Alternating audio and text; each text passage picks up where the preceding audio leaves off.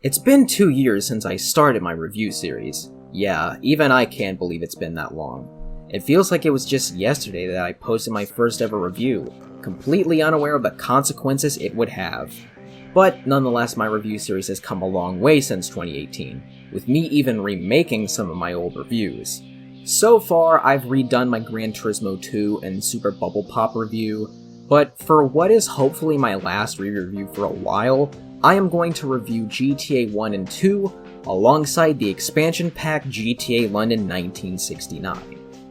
GTA 1 was the first game I ever reviewed, and honestly, I'm sad more people don't review it as well.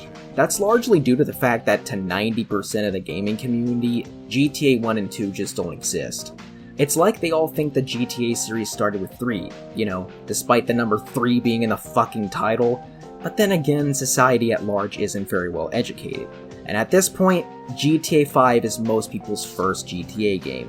Which is a shame because 5 is arguably the most disappointing entry in the GTA series, but I'm getting a hold of myself. My first review is kind of a mess looking back on it, and by extension, my GTA 2 review is probably my most boring review I've ever made. So all this and the London expansion packs being re-reviewed for old time's sake, this will probably be a long review for my standards. So grab some snacks from your nearest 7-Eleven, or Circle K, or whatever convenience store that's within walking distance, and sit back and enjoy this review on 3 games nobody gives a shit about. We'll start off with GTA 1, the humble beginnings of the now universally known franchise. I actually owned this game as a kid since I only had a PS1. If I wanted to play Vice City or San Andreas or 3 or whatnot, I'd have to visit my friend's house, which I did regularly. Quite frankly, I hated this game when I first played it, due to it being clunky and not resembling the GTA style I know, but I played a lot of it because it was all I had. Story-wise, this game barely even has a plot. The most you are going to get is some swear-heavy dialogue boxes and laughably bad cutscenes featuring hideously animated characters. Say what you will about the PS2 title's visuals not aging well, at least they didn't make me want to throw up. Story is obviously not the strongest point in this game, so the open world and gameplay is what really matters the most. And GTA 1 has a whopping 3 cities. Yeah, it wasn't San Andreas that had 3 cities first, but rather this game. But sadly you can't access them all at once since they are separate maps, and you have to progress through the game's borderline non-existent story in order to access them, or in my case, cheat. But I only did the all cities cheat, so no extra lives or weapons or anything like that. Aside from that lone cheat, I played this game pretty normally. Liberty City is quite obviously this game's version of New York City and Jersey City. And despite it having a rather geographically accurate map, the environments themselves are bland and blend in with each other, so overall it's pretty boring. Probably the worst map in the game. Before San Andreas became an entire state, it was originally based off of San Francisco, although the geographic inaccuracy and overabundance of palm trees make this one a very unrealistic portrayal of the city. But nonetheless, this map is easily the best of the bunch, and the only one of the 3 I think still holds up. There's quite a bit of diversity in this map, and it's pretty fun to explore. Vice City is this game's version of Miami, and even though it's better than Liberty City with its tropical atmosphere, it falls victim to the trope of every city block blending in with the rest.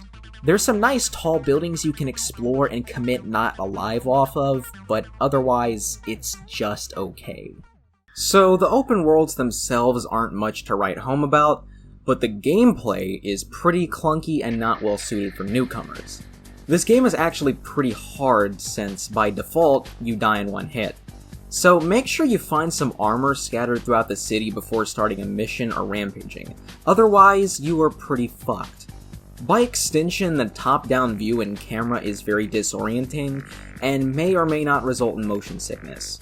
Later GTA games such as Vice City, San Andreas, and especially 5 would have a huge variety of weapons at your disposal, but this game only has 4, 5 if you count the fist that can't even kill people. That is pretty pathetic. Nonetheless, rampaging in this game is still pretty fun, just not nearly to the same extent as later entries. Lastly, I must mention the soundtrack.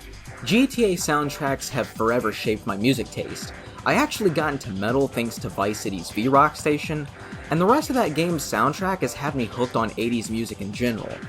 GTA 1 doesn't have nearly the same amount of music as later entries, but everything that is there is good, and it does have something for everyone.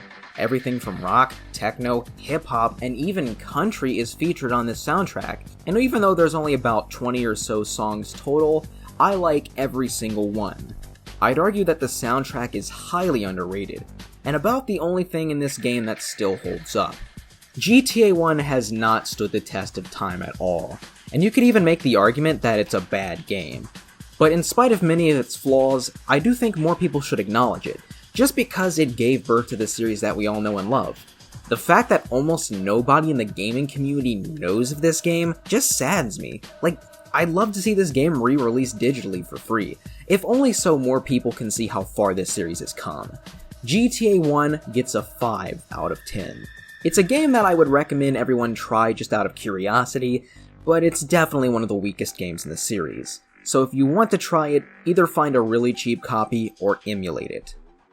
Before we take a look at GTA 2, I'd like to quickly go over GTA London 1969, one of 2 expansion packs for GTA 1. Before episodes from Liberty City, this is what we had back in the PS1 era. GTA London has the distinction of being the only GTA set outside of the United States, and the only one taking place in a real-life location. While the maps in GTA 4 and 5 were essentially shrunken versions of New York City and SoCal, they lacked any of the real-life location names. So yeah, this is definitely an interesting GTA game. As with GTA 1, this game barely has a story outside of the hilariously bad cutscenes. Listen right, we're looking for a lad who can do his stuff. I've heard you're a bit tasty, no messing around or you get a slap. Remember, I'm the monkey and you're the cheese grater, so no messing around. Yeah, and the voice acting sounds like a bunch of Americans making fun of British people. You fucking wankers.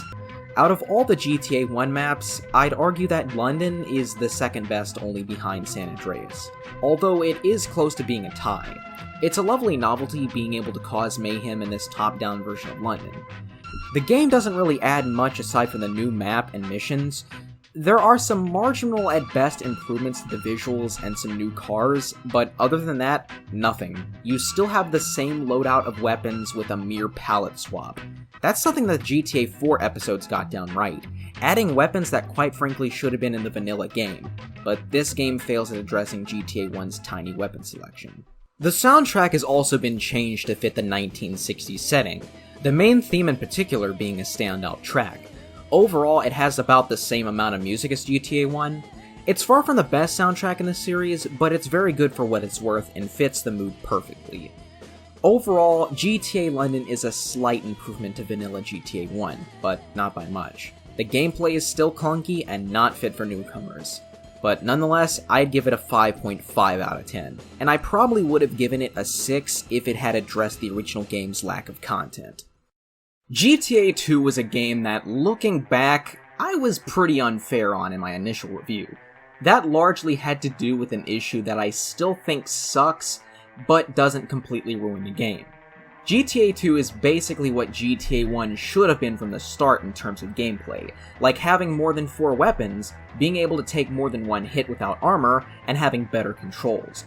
Although this comes at the cost of the game not even having a story at all. Yeah, those ugly cutscenes from 1 and London are completely gone, and spoiler alert, once you finish the game, all you get is a screen saying game complete. Christ's sake! Even the Zelda CDI games had better endings than this. I won! Another thing you'll notice is the retro-futuristic aesthetic this game goes for, which is radically different than any of the other GTA games. Some of the cars look like something you'd see out of the Fallout games. No, the real Fallout games. The ones that were actually good. It's unique, but I think it's very out of place in a GTA game. Even the most over-the-top GTA games were still grounded in our reality. This is kinda like when Saints Row 4 ditched the regular open-world gameplay of the first 3 games in favor of a sci-fi, superhero, over-the-top satire theme. Yeah, maybe I'll get to that turd another day, but I'm getting off topic. GTA 2 takes place in Anywhere City. No really, they had the fucking audacity to give it a name that lazy. While in many ways it's an improvement from the maps in 1, Anywhere doesn't seem to be based on anywhere in particular, so it lacks personality, and navigating the city is pretty difficult. Granted, it was the same story in 1, but having played a ton of that game, I know the ins and outs of each city pretty well. I didn't play GTA 2 until 2017, and because of that, I'm not adjusted to the layout. This is what I said when these games aren't good for newcomers. They could have gotten around this with a radar system, but sadly that wouldn't come until 3. So yeah, the open world in this game kinda falls flat. The gameplay in GTA 2 is mostly an improvement for 1, with one major exception. There are more than 4 weapons, the controls are tighter, and overall it just feels a lot more polished than the first game. But there is one major problem that can't be excused. On the PS1 version, this game actually has a T rating. There's barely any blood when you shoot someone, and the swearing in the game's soundtrack is censored with obnoxious car horns. This would not slide nowadays, and if GTA 6 came out and had a T rating, there would be riots in the streets of every major city on Earth, and the game would flop harder than this current review. I mean, the shocking violence in GTA 3 was a big part of what sold that game. Sure, there was the story and open world gameplay, but a lot of people flocked to that game for all the blood, shit, and fuck that it had to offer. A GTA game without the violence is, like I've said a million times already, a Call of Duty game where all the weapons are replaced with Nerf guns. The T rating doesn't ruin the game entirely, but it's an issue that can't be excused. But other than that, I'd give GTA 2 a 6 out of 10. It's a decent game that's worth checking out, but it's still a far cry from what the series would offer later down the line. GTA 1 and 2 aren't very good games. They're actually some of the worst GTA games in all honesty. Although I can think of worse ones such as the GBC ports, those ports were complete and utter toilet, and not even worth playing out of curiosity.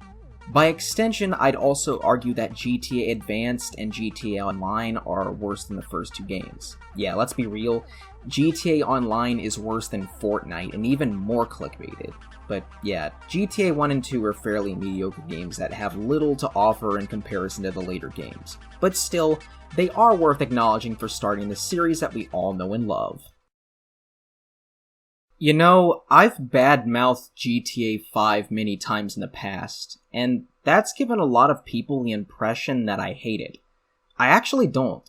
GTA 5 is a pretty good game, all things considered. It's just that there's so many disappointing elements that playing it makes me want to go back to the older titles. And the online aspect is fucking horrible. A lot of people bash GTA 5 for its watered-down mechanics, but I think there's more to it than just that. The whole tone has been dumbed down for the game's 10-year-old audience. The story and writing is weak, the characters are unlikable douchebags, and the game's idea of satire consists of nothing but sex joke after sex joke after unfunny sex joke. GTA 5 is really good on its own, but I'd say that it's a middle to lower tier GTA game at best. Honestly though, if GTA 6 ever happens, it will most likely disappoint us so much that GTA 5 will look like a masterpiece in comparison.